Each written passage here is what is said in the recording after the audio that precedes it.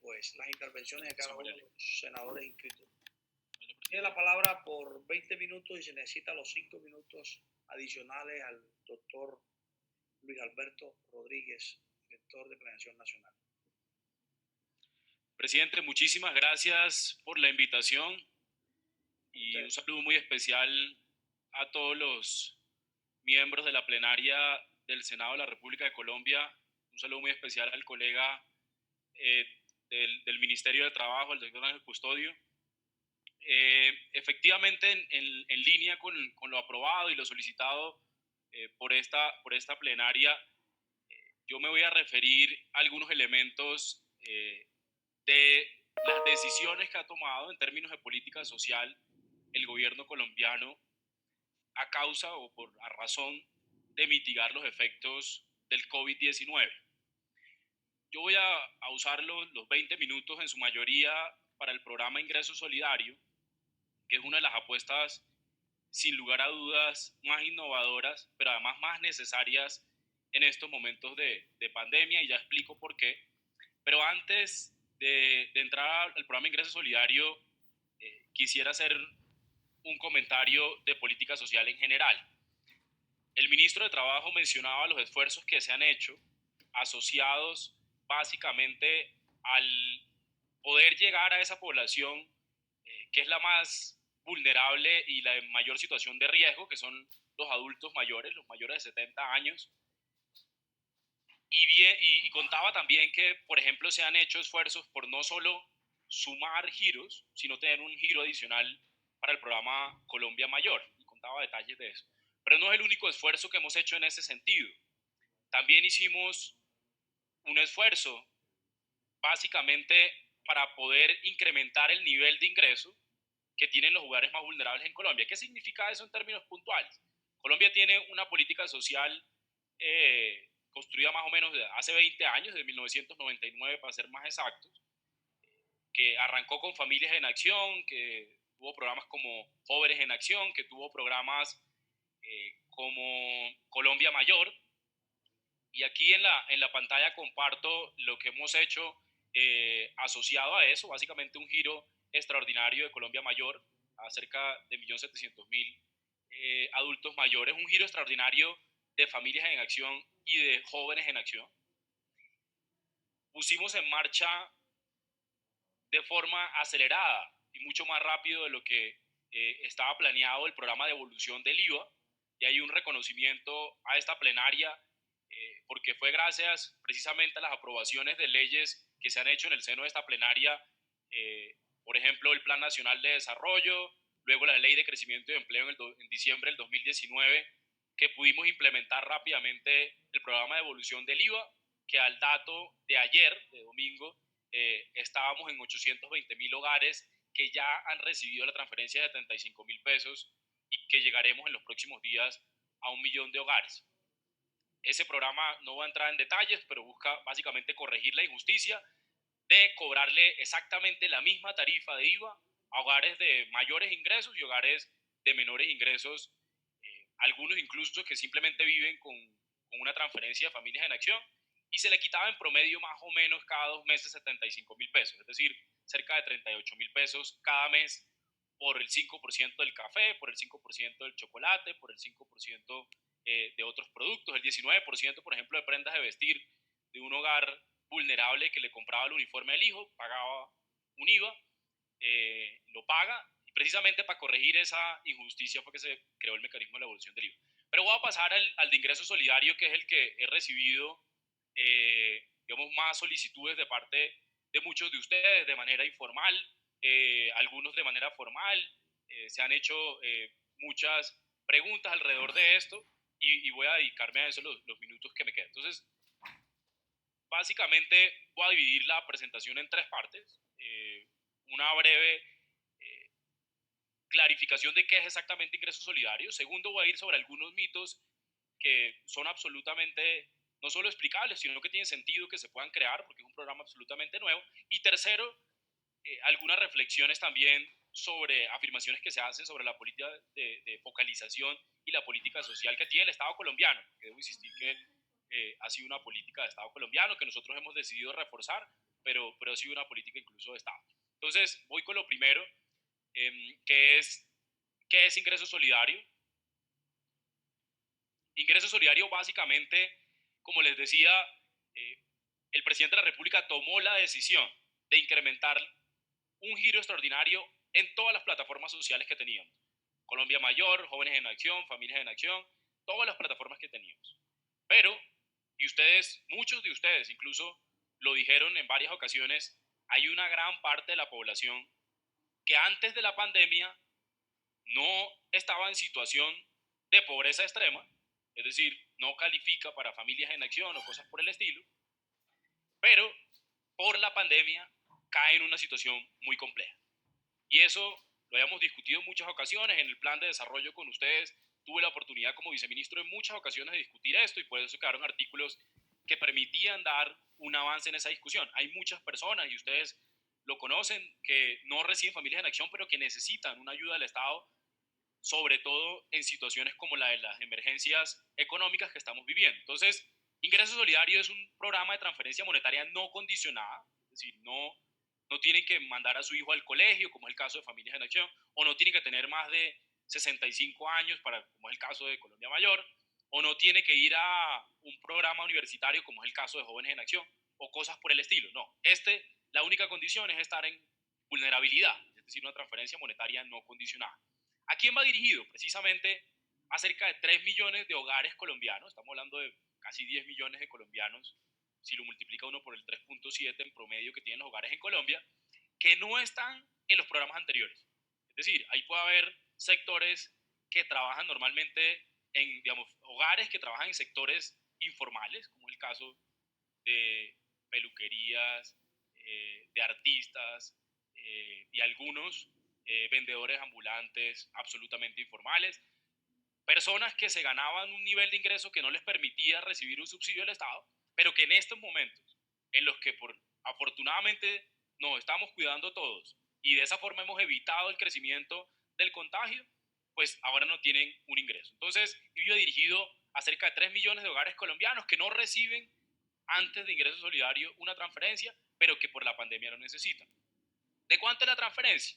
La transferencia es de 240.000 pesos durante la cuarentena y básicamente lo dividimos en dos pagos, uno de 160.000 y otro de 80.000. El primer pago es el que ha arrancado y esperamos efectivamente completar los dos giros muy pronto. Ya eso tiene una reserva presupuestal, los recursos salen del FOME para llegarle a esos hogares. ¿De dónde sale el número? El número sale básicamente de la línea de indigencia, del número más mínimo de recursos que necesita una unidad familiar en Colombia para tener un nivel de ingreso. Por supuesto, eso varía de ciudad a ciudad. Hicimos de alguna manera un supuesto alrededor de un valor que sirviera de referencia para todas las ciudades, si no sería muy complicado, digamos, llegar al cálculo ciudad por ciudad y cosas por el estilo. ¿Por qué se tiene ingreso solidario? Pues básicamente porque necesitamos una solución inmediata a la ausencia de recursos de unos hogares que normalmente no necesitan o no califican o los recursos no alcanzan en la política social, pero que ahorita era muy importante. Y paso a lo siguiente, precisamente. Esto es una gráfica referente a la crisis de 1999. Hace parte de la encuesta de calidad de vida del 2003, que se tomó de acuerdo a quintiles de ingresos después de la crisis del 99. Recordarán, en 1999 una crisis económica profunda en Colombia, de las más fuertes que ha tenido Colombia en los últimos 100 años, 200 años, de hecho, desde la República, las caídas de PIB más grandes, una es la de 1999, y uno encuentra que esos hogares que vivieron en la época de la crisis, por la crisis económica, tuvieron que disminuir el 50% de los hogares, tuvieron que disminuir el gasto en alimentos. El 45% de los hogares tuvo que endeudarse. El 43% tuvo que disminuir otro tipo de gastos como el vestuario. Y el resto son números que reflejan que efectivamente los hogares vulnerables sufren, así no estén en programas sociales en ese momento, en el momento que llega el choque, sí lo necesitan. En Colombia nació precisamente Familias en Acción en 1999. Esta gráfica lo muestra. en 1999, hace 19 años, fue cuando arrancó el diseño. Fue en el 2001 cuando se hicieron las primeras inscripciones de Familias en Acción. Arrancó de hecho, con 100.000 y rápidamente se fue hasta 300.000 familias. Pero pasaron 7 años para que pudiéramos llegar a 700.000 familias. Y pasaron más de 10 años para que pudiéramos llegar a los 2.600.000 hogares que actualmente tiene Familias en Acción. Es decir, más o menos al Estado colombiano, a la sociedad colombiana, le tomó 2 décadas llegar a 2.6 millones de familias.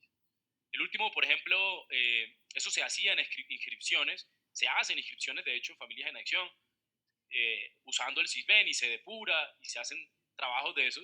El costo de inscripción usualmente, es decir, lo que le vale a la sociedad colombiana y le costaba en promedio anual actualizar esos datos, era cercano a los 35.000 millones de pesos. ¿Por qué? Porque seguramente muchos recuerdan, tocaba hacer barridos, tocaba llenar estadios, de hecho, para hacer con las alcaldías. En ocasiones habían incluso problemas públicos y tocaba llevar fuerza pública porque desbordaba la capacidad que tenía el Estado, como pasó en algunos años, en 2012 y en 2013, para poder inscribir a todas las personas que llegaban. Y eso tenía un costo más o menos 35.000 pesos. 35.000 millones de pesos, poder hacer esos operativos. A ponerlo solo a manera de comparación, ¿qué nos tocó hacer a nosotros? Ingreso Solidario, por supuesto, no teníamos 19 años. Si nos tomáramos 19 años para llegar a las poblaciones vulnerables que lo necesitan en estos momentos, pues obviamente sería un crimen contra esas familias tomarse tanto tiempo. Es por eso que el presidente de la República nos pidió diseñar un programa lo más rápido posible que permitiera ampliar la cobertura de los programas sociales en Colombia. Es decir, ya le llegábamos a 2.600.000 hogares de Familias en Acción, le llegamos a 1.700.000 de Colombia Mayor, poco más de 200.000 de Jóvenes en Acción, pero había muchos colombianos, hay hoy todavía muchos colombianos que necesitan la mano del Estado colombiano, del gobierno nacional y de la sociedad colombiana. Es por eso que diseñamos Ingreso Solidario. ¿Cuánto nos tomó? A manera de comparación, lo que normalmente nos tomó 19 años, esto nos tomó 2 semanas y 4 días. Ingreso Solidario arrancó el 4 de abril del 2020 con el decreto 518, digamos formalmente. Tomamos unos días para hacer un trabajo. El 7 de abril, o sea, poco menos de 2 semanas después, ya habíamos hecho 1 millón de pagos. Es decir, 1.100.000 hogares que no estaban en ningún programa ya habían recibido ese recurso. Tenemos planeado llegar a final de este mes a los 3 millones de hogares que efectivamente no tenían ningún ingreso del Estado, ninguna transferencia del Estado. Y eso lo haremos a través de las fases que ya les cuento. Precisamente esto es simplemente un ejemplo de lo que hacía el Estado colombiano. Es una foto del 2012, si no estoy mal. Pero este tipo de ejercicios eran los que se hacían en Familias en Acción para poder inscribir a las personas. Por supuesto, en pandemia esto es imposible, ¿no? Eso no tiene ninguna posibilidad, sería una irresponsabilidad incluso imaginárselo. Es por eso que todo debía hacerse con base en la información existente. Es decir, no podíamos ponernos a reunirnos, hacer convocatoria en los más de 1.000 municipios en Colombia, a preguntarle a cada uno de los hogares, venga, ¿quién no está en Familias en Acción, Colombia Mayor, Jóvenes en Acción? Y no tiene y efectivamente no recibe, pero necesita ahorita en la pandemia. Eso habría sido impensable, por supuesto no lo hicimos, y eso vale la pena resaltarlo. Todo teníamos que hacerlo con la información existente, con las bases de datos existentes. Entonces, me voy precisamente a ese detalle. ¿Cómo fueron las etapas del proceso de pago de ingreso solidario? Básicamente lo dividimos en 2. Una que ya lo cumplimos, como lo decía hace un segundo. Una primera etapa que iba entre el 7 y el 10 de abril. Giros a 1.100.000 hogares de 23 entidades financieras. Abonos en cuenta beneficiario, es decir, la primera etapa, la característica y una de las razones que tuvimos rapidez fue precisamente porque eran hogares bancarizados, ¿sí? Es decir, eran hogares que tenían una cuenta bancaria, en algunas ocasiones de repente inactiva y podía activarse rápidamente, o tenían una cuenta que efectivamente sí estaban usando porque estuvieron empleados recientemente o cosas por el estilo.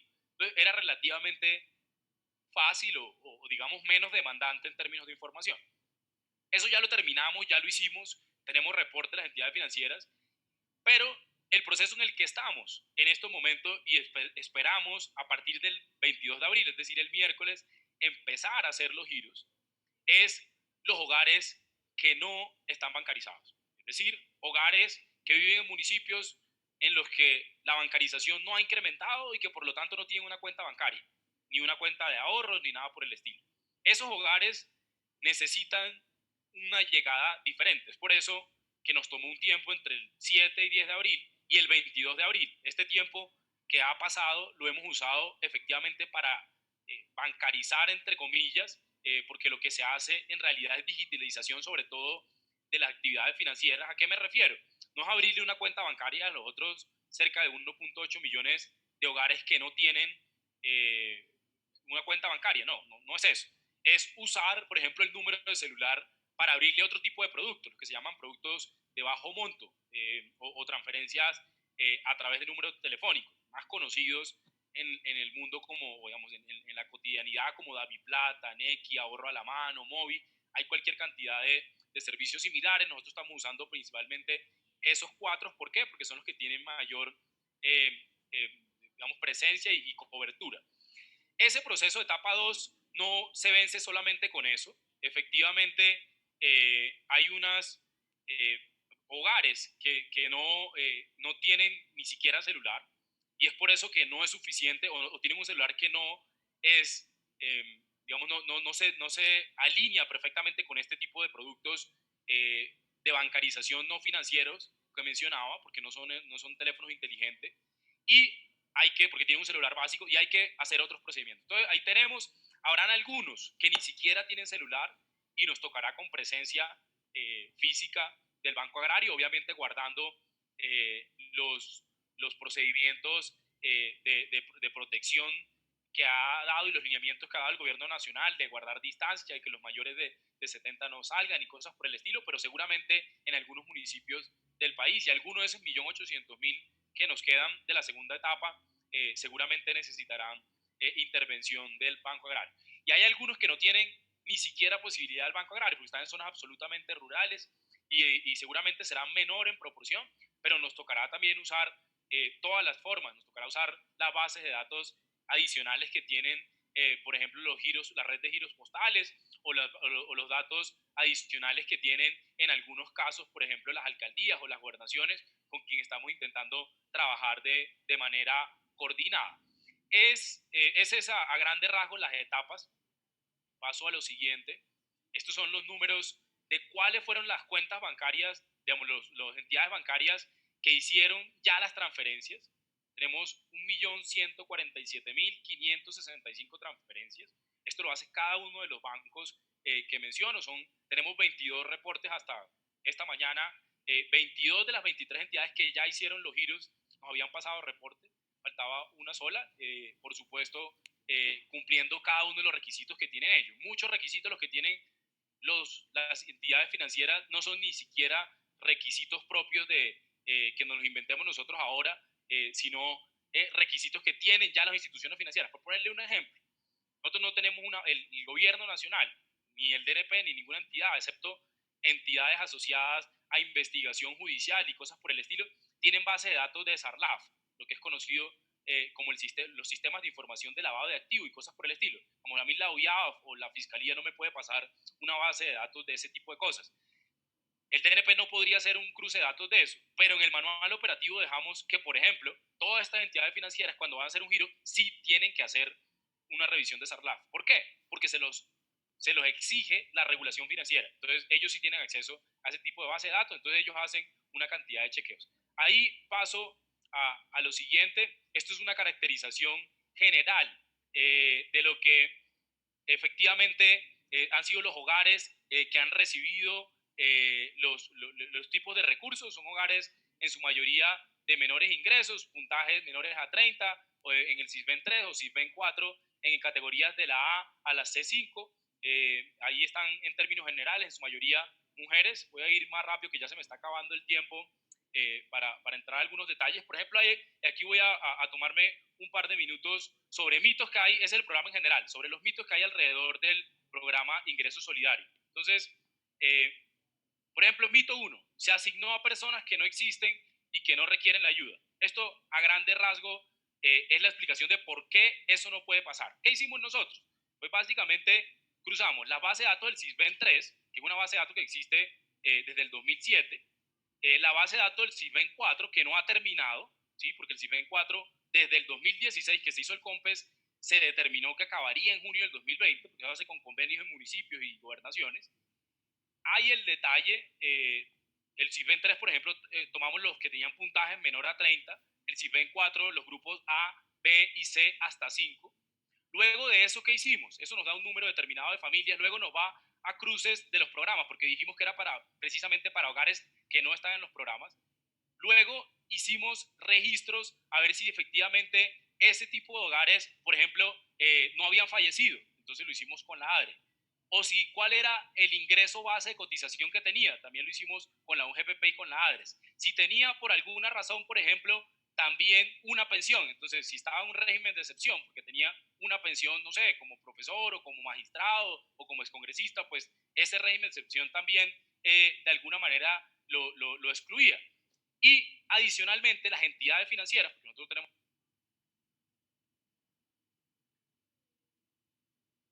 Doctor Luis Alberto Rodríguez, director del DNP, pues continúe con el uso de la palabra por 5 minutos si lo amerita, si lo desea. Señor presidente, muchas gracias. Me tomo un par de minutos más. Entonces les decía que la última fase de depuración era, por ejemplo, si después de hacer uno todos estos cruces, la cuenta bancaria al que le iban a hacer la transferencia tenía un saldo superior a 5 millones de pesos, el banco lo excluía. Es decir, no había posibilidad de que recibiera 160.000 pesos alguien que tuviera más de 5 millones de pesos de saldo en la cuenta que se le iba a hacer.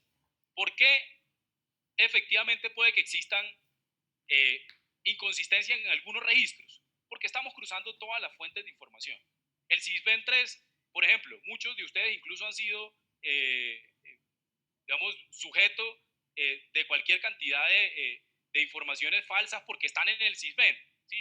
Yo me acuerdo alguna vez, hubo un titular de eso en un estudio, incluso de una fundación, de una ONG, que decía, hay congresista en el SISBEN. Sí, en el SISBEN hay millones de registros. El hecho de que esté en el SISBEN no quiere decir que recibe un subsidio. Y en el SISBEN, efectivamente, el SISBEN 3, por ejemplo, yo me acuerdo que en años pasados se hizo limpieza del SISBEN 3 porque sí tenían problemas en algunos registros, pero teníamos que usar el SISBEN 3. ¿Por qué? Porque el SISBEN 4 no ha terminado. En medio de una emergencia no teníamos opción.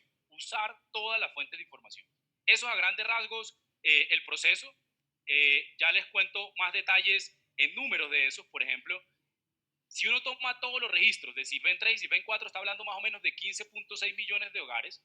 Si luego hace pobres vulnerables versus no vulnerables, entonces le queda un número menor de 8.7 millones de hogares. Luego, los que tienen programas sociales, es decir, los que están en Familias en Acción, Colombia Mayor, cosas por el estilo, y los que no, es decir, los que necesitan, empiezan a ser como sujeto potencial de alguna manera el subsidio ingresos familiar. Luego hacíamos fallecidos, ingresos de más de 5 millones, o si tenía una pensión como de magistrado, cosas por el estilo. Eso también excluía a un número importante. Y luego nos quedaba lo que les decía, unos bancarizados y unos no bancarizados. Los bancarizados son casi 1.200.000, les decía el número exacto, 1.145.000, y un poco más de 1.800.000 no bancarizados, que es el reto más grande.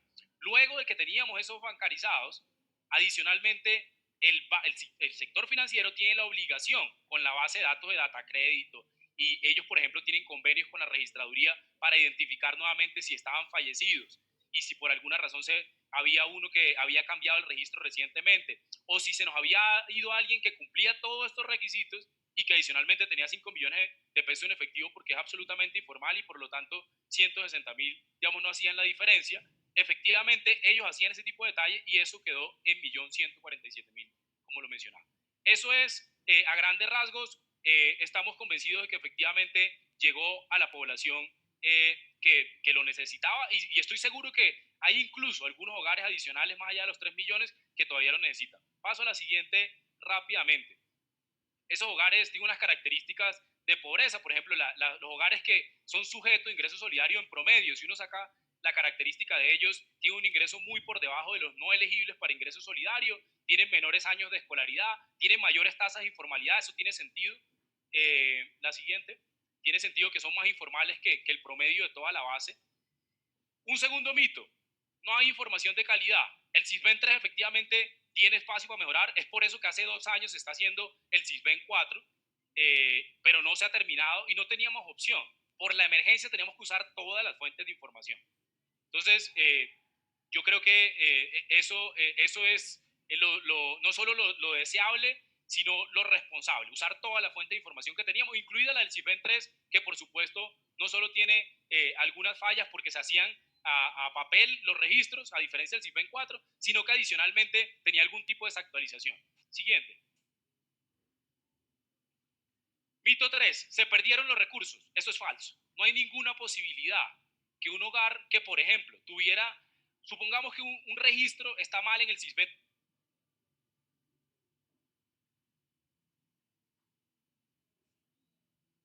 Doctor Luis Alberto. Aló. Sonido al director del DNP. Tiene 2 minutos más. Gracias, presidente. Decía, el mito 3, se perdieron los recursos. Eso es falso, precisamente por el trámite que les explicaba. Si por alguna razón en el CISBEN 3 existiera un registro mal, como efectivamente los hay dentro de los 3 millones de hogares, es factible que eso exista, ¿sí? O que se haya desactualizado. Alguien que consiguió trabajo, por ejemplo, en enero, y le hicieron la encuesta del CISBEN en diciembre. Eso puede pasar. Es por eso que los hogares no cubiertos luego no iban a recibir los recursos. ¿Por qué? Porque luego se iban a hacer un resto de unos adicionales de chequeos de las entidades financieras. Entonces, es falso que se hayan pedido los recursos. El 1.147.000 giros que se ha hecho están absolutamente a salvo. Siguiente. Posibles errores que había. Por ejemplo, hay errores efectivamente que existen, pero que no significan giros. Documento que existe pero no está vigente. Es decir, por ejemplo, alguien que lo metieron, lo procesaron y entró preso, digamos, entró en situación a la cárcel porque cometió algún delito y llevó un proceso. Eso lo lleva a una pérdida de derechos efectivamente políticos, no puede votar, y luego de eso lo declara el registro del Registro Nacional de Identificación de la registraduría, lo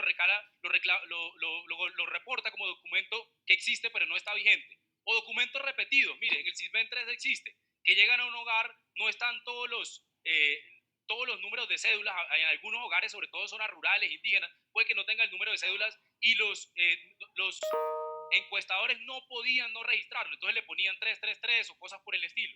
Documento inexistente, también es posible, pero todos y cada uno de esos, lo importante es, bajo ninguna circunstancia una entidad financiera puede hacer un giro a eso, porque empezando no tendría una cuenta bancaria. Entonces, posibles errores en la base de datos del CISBEN 3, por ejemplo, no significan. Rápidamente voy a pasar por esto. Mire, si usted revisa lo que pasó en redes sociales, gran parte de los retweets de cédula no vigente, 20.000 que nunca van a recibir giros, efectivamente se discutió mucho de ellos. Cédulas repetidas, ninguno de ellos puede recibir recursos, pero efectivamente puede que en la base de datos haya algún tipo de inconsistencia de eso. Incluso hay 832 que fueron montajes. Solo para poner algunos ejemplos de esto, por ejemplo, esto es cédula no vigente.